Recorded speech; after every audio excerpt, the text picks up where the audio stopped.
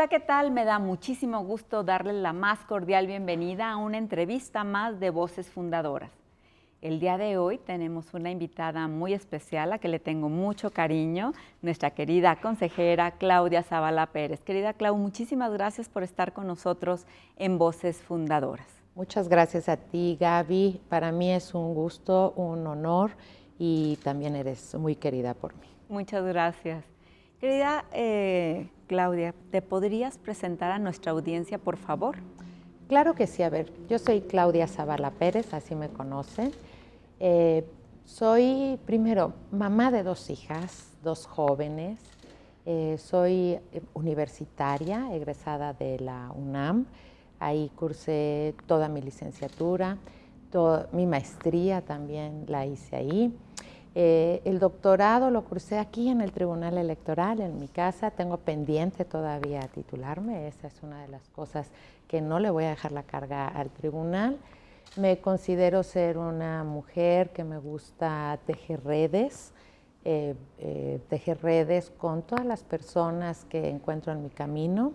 Me considero abierta siempre también para aprender de los demás. Sí tengo un carácter firme, creo que también eso tengo que decirles, pero normalmente me gusta sonreírle a la vida. Me da muchísimo gusto. Y bueno, platícanos, ¿en qué momento te involucraste en la materia electoral? No, bueno, era yo muy joven, más joven que hoy. Era muy joven, acababa de terminar mi licenciatura, cuando el entonces TRIFE, si ustedes recordarán el TRIFE, iba a empezar el proceso electoral. Se iba a instalar la sala de segunda instancia en ese entonces y los magistrados de la sala central empezaron con una convocatoria para incorporar a personal a sus ponencias. En aquel entonces yo me incorporé en un nivel de secretaria ejecutiva con el magistrado Mora, en paz descanse, y ahí empezó mi carrera electoral, de ahí hasta hoy. Eso fue el 16 de febrero de 1994. Qué bien. Y platícanos, ¿qué estaba pasando en el país en ese momento? Era un momento interesantísimo. Recién en el 88 habíamos tenido una elección, la recordarán, que marcó una diferencia en nuestro sistema electoral y empezaron a darse cambios, de tal forma que en el 94 estábamos en pleno cambio de la idea del padrón electoral. Ese es el momento que me tocó llegar a lo electoral, cuando el entonces CIFE estaba renovando y construyendo lo que ahora es el padrón electoral. Entonces era un momento político interesante porque eran los cambios. Del 88 al 94 se crea esta estructura fundamental en la materia electoral. El concepto del INE ciudadanizado, que viene del 93 como una primer conquista.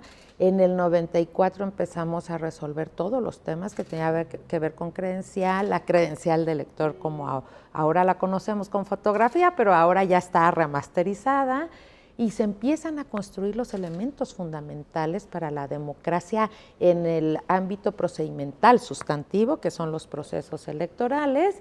Y también en ese momento pues ya nos estábamos perfilando, porque las demandas seguían, para el gran cambio que iba a vivir la justicia electoral.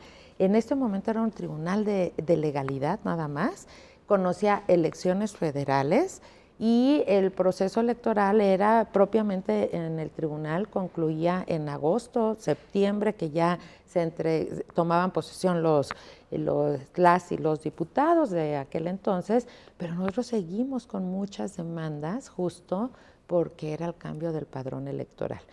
Y ahí me parece que se empezó a gestar en la clase política, pero era una sinergia muy interesante, porque quienes estaban en el tribunal electoral, en la cabeza, los magistrados, participaban con discusiones muy serias.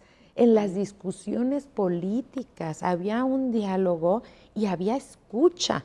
Y el modelo electoral que hoy tenemos, mucho se debió a ello, a que sí escuchaban a quienes estaban desde el lado de la justicia electoral, que era administrativa, y se empezó a gestar el cambio que se iba a concretar en 1996 como la gran reforma electoral que da un panorama distinto al sistema electoral, pero algo bien importante. En aquel entonces estaba el ministro, ahora en retiro, Franco, en el Tribunal Electoral, participó en la conceptualización del modelo, pero él ya después no quiso participar para integrar ningún órgano.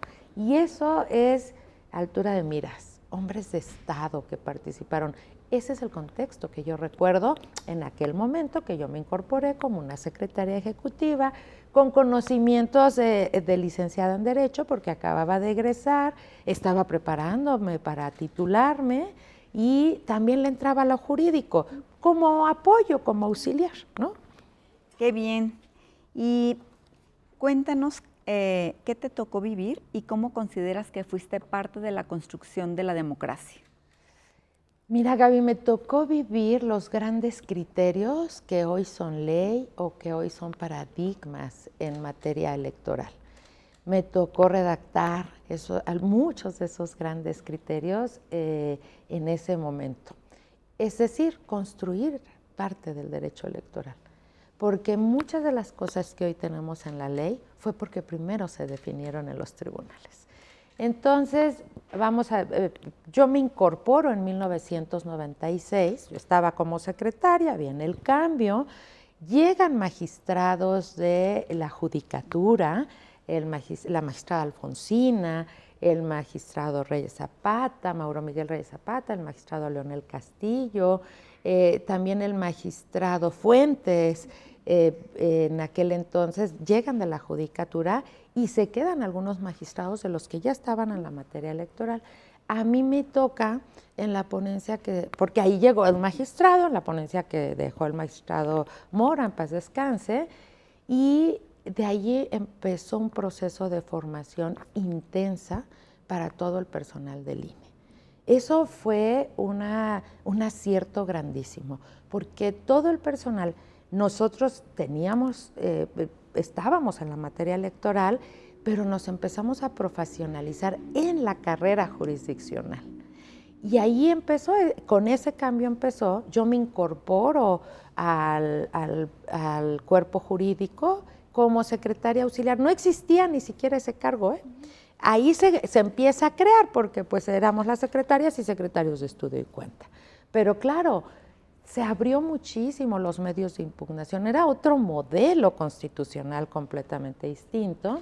Entonces nos empezamos a profesionalizar. Yo fui mamá en el 96, cuando llegó el magistrado Reyes, pues yo ya estaba a un mes de tener a mi bebé, pero aún así tuve esa oportunidad, me dio esa oportunidad el magistrado de participar en el curso y también la exigencia de ir a todos los cursos. Nos formamos, todos íbamos a la formación judicial y después a la formación en argumentación. O sea, fue un proceso del 96 al 2000 de una capacitación intensa, una formación en la carrera judicial.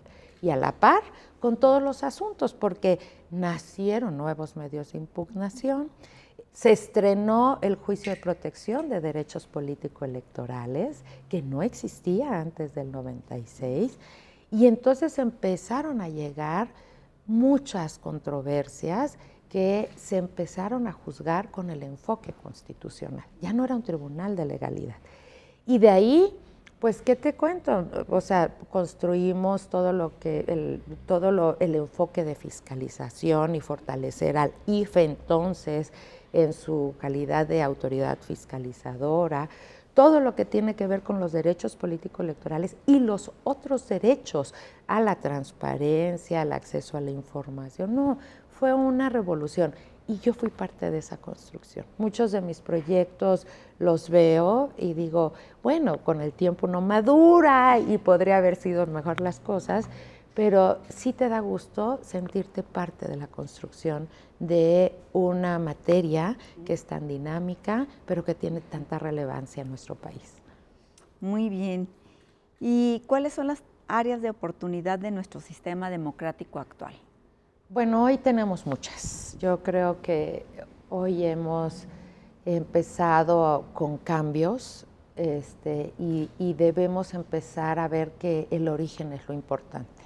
En México construimos el sistema electoral sobre la base de la República, ¿no? De la República, en donde nuestro sistema democrático tenía una división de poderes, existía la comunicación entre los poderes y había, en materia electoral, y me voy a enfocar en nuestro sistema electoral, se logró mucho con la lucha desde las voces de minorías. Okay. Estas voces de minorías que fueron las que impulsaron los acuerdos para que se pudieran transformar las instituciones. Y entonces creamos el mundo de instituciones en las que la clase política respetaba las instituciones, escuchaba las instituciones y lo que decían las instituciones caminaba así. Y así fuimos construyendo un instituto electoral que por la confianza ciudadana se le fueron dando a través de las reformas muchas atribuciones, pero que cumplía con que cumple con esa seriedad más allá de las fuerzas políticas. Y yo supongo que siempre ha de haber habido tensiones, pero hoy veo un modelo más tenso, ¿no? Más tenso porque no gustan esas decisiones, porque se atacan a instituciones cuando ellas son la base de la legitimidad de quienes van a ejercer el poder. Y eso no lo debemos de perder de vista. Creo que es un tema fundamental. Recientemente hubo un cambio legal que rompe con toda una historia del IFE-INE, de un trabajo colegiado.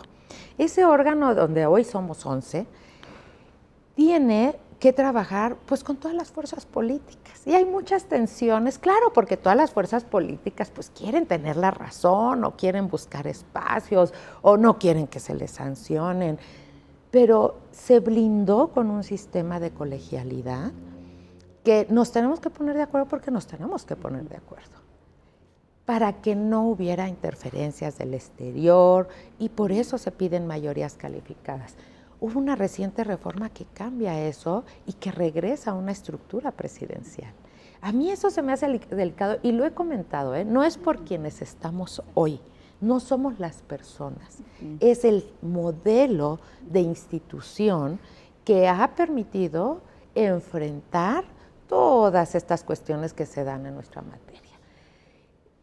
Un tema que es fundamental es fortalecer a los tribunales integrándolos completamente, que no se dejen esos espacios. Bueno, hoy cambiamos ya el modelo, vamos a una elección que vamos a ver, es un proceso complejo y vamos a ver qué resulta ya en los hechos en este nuevo modelo. Pero la integración de los órganos electorales, de los tribunales electorales, a partir de los consensos entre la clase política, no era una debilidad, era una fortaleza, porque llegaban personas con credenciales y con acuerdos en la política, y después decidían en autonomía y todo.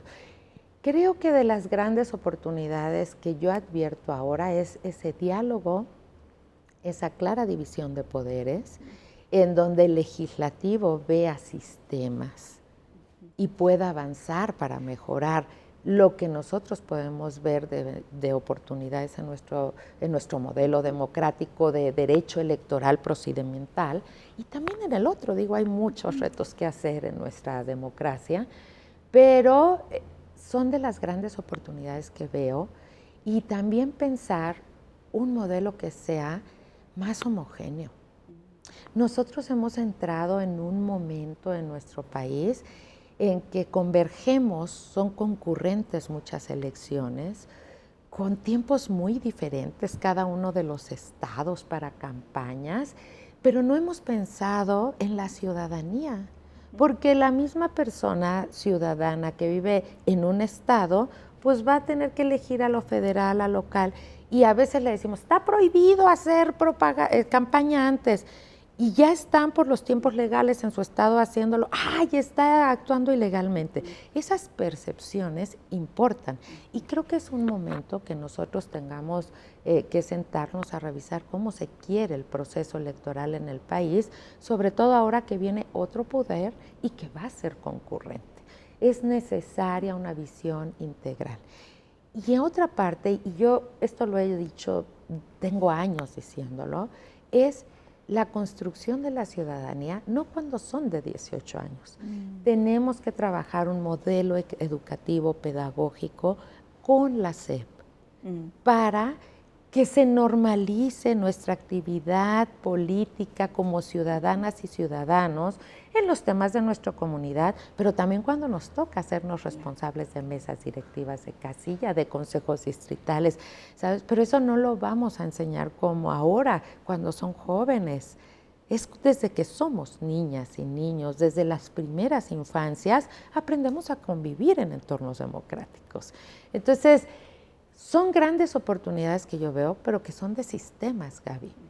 Y sí hay que sentarnos a ver, porque hay algo fundamental. La legitimidad de quien llegue a gobernar, de quien llegue a representar, debe ser tan sólida que haya confianza en ellos. Porque la ciudadanía así va a poder trabajar de mejor manera.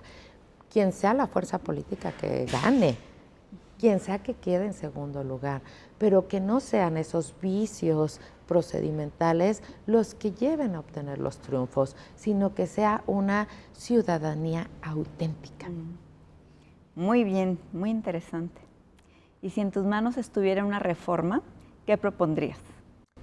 Pues yo primero vería y daría un recorrido a todos los calendarios electorales para que pudiéramos hacer menos enredado de frente a la ciudadanía. Las autoridades no lo sabemos bien, o sea, sí sabemos y todo. Y dejaría reglas más sencillas, ¿no? Más sencillas, buscando esa seguridad y esa certeza que siempre buscamos para que se hagan menos caros la inversión del Estado mexicano en las elecciones. Eso implica mucho trabajo con la ciudadanía, implica mucho trabajo de todas y todos, pero creo que tenemos que ir hacia allá. Unos procesos electorales que sean más sencillos, más homogéneos y más transitables. Y revisaría los sistemas. Yo lo que hoy advierto es que hay una fuerte tensión a cumplir el sistema de comunicación política, por ejemplo. Creo que habrá que sentarse a discutir si siguen queriendo tener un sistema que restringe y no en los hechos y a través del litigio querer hacer prevalecer un sistema más libertario. Creo que la clase política tiene que discutirlo hoy. La fiscalización. Creo que la fiscalización debe tener un tiempo también más prolongado, pero que quede claro que debe ser no solo responsabilidad del INE, sino de otras autoridades. El INE no puede hacer esa gran tarea de fiscalización si no va de la mano con el SAT, con la UIF, que ahora dice que no, pero pues es inteligencia financiera. Esta es una de Estado. Y como autoridades del Estado mexicano tenemos que asumir esa función.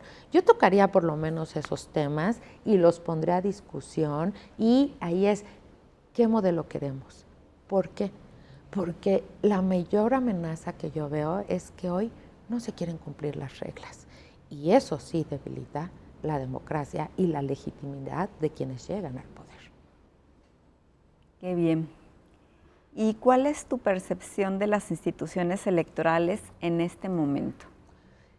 Hemos sido muy sacudidas. Mira, la Autoridad Administrativa Electoral, el INE, es una autoridad que tiene una fortaleza impresionante porque tiene mucha gente profesionalizada. Muchos de ellos ya se están retirando, vienen desde los 90s. Esta es la permanencia que da el servicio electoral y se están incorporando personas jóvenes, nuevas generaciones, que también se ponen la camiseta del INE. Pero cuando una autoridad es atacada, hay que recordar que nosotros somos parte de la ciudadanía y el proceso electoral no se entiende con la autoridad atacada sin la ciudadanía, ¿no? Entonces, esa confianza, si tú le preguntabas a las personas, ¿sí? Mi INE, sí, se apropiaron de su INE.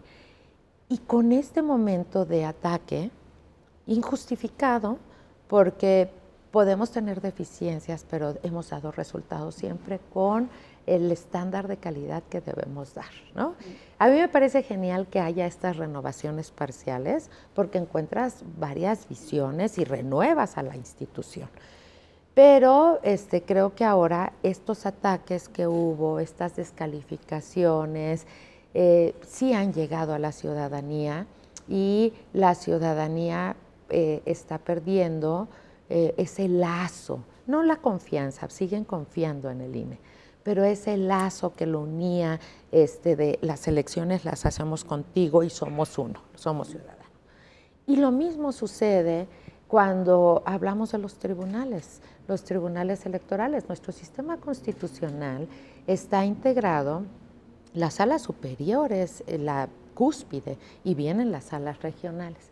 Y muchas veces las sentencias no se debaten desde sus argumentos. Porque podemos debatirlos, y lo ponemos a debate, pero se descalifican públicamente sin conocer las razones, y eso también abona a que las personas empiecen a tener una percepción de las instituciones. Aunado a que están incompletas, eso también genera un momento de debilidad. Yo creo que esos son uno de los temas fundamentales que hoy tenemos que trabajar en ellos, porque he sido parte de las dos instituciones. Desde 1994 hasta la fecha no he salido de las instituciones electorales. He cambiado la camiseta a los institutos electorales, primero en el Distrito Federal, después ahora en el INE, pero somos la familia electoral la que hemos formado los pilares del sistema y hemos avanzado a construir un sistema. Siempre acompañados también de una visión con perspectiva de derechos humanos, todas las perspectivas que integran el sistema democrático constitucional. Y creo que ahí hay que trabajar muy fuerte en comunicar a la ciudadanía que sí, abierto siempre a la crítica, pero que tenemos que trabajar sobre las razones para que las percepciones puedan cambiar. Muchísimas gracias, querida Clau, por estar con nosotros el día de hoy en Voces Fundadoras. Muchas gracias a ti, Gaby, por este espacio. Y pues tú sabes, el tribunal ha sido quien me vio crecer, me formó y siempre estaré a sus órdenes. Gracias. Gracias a ti.